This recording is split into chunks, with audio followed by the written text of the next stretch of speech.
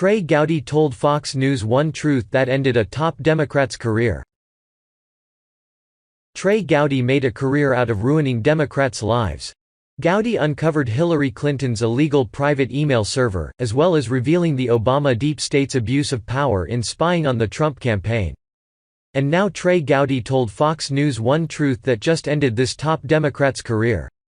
Trey Gowdy clearly has no patience for Democrat presidential contender Eric Swalwell.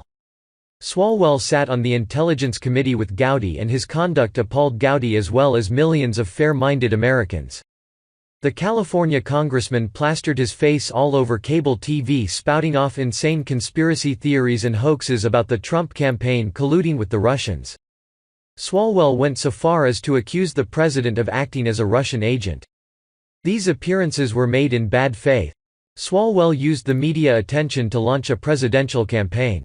But it is not going well. Swalwell is far short in the polling and donor thresholds to qualify for the first Democrat presidential debate in late June. So Swalwell reached into his bag of tricks and tweeted out a video where he apologized for being white. The Democrat presidential hopeful claimed that, as a white man, he was not qualified to speak on America's history of racism and sexism, and there would be silent and pass the mic to women and minorities to run down the United States. Fox News Channel's Martha McCallum asked Gowdy to respond to Swalwell's outrageous video. Gowdy ripped Swalwell for his pathetic display. Gowdy explained that Swalwell was at zero in the polls and was desperate for attention to try and qualify for the first Democrat presidential debate. "Well, Eric's clearly riding a wave. I think he's all the way up to zero in the polling," Gowdy began. "I noticed throughout his political history he ran against two women that I know of, so if he is concerned there aren't enough voices in Congress or in the city council he was on, he didn't have any qualms about running against two qualified women back then. This is what I know and, luckily, what most of our fellow citizens know." Gowdy tore Swalwell's identity politics video to pieces as a real example of racism and prejudice. Logic, objective truth, passion, empathy, no racial or gender strictures.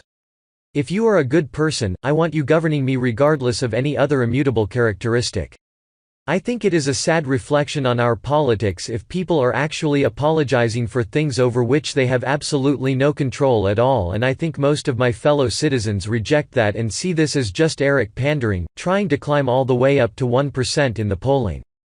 Democrats went all in on Swalwell's version of social justice during the latter years of Obama's presidency. But embracing racially charged groups like Black Lives Matter, and issues like transgender bathrooms and the homosexual agenda is what led to the backlash that elected Donald Trump. And Swalwell's video shows a significant number of Democrats have not yet learned that lesson.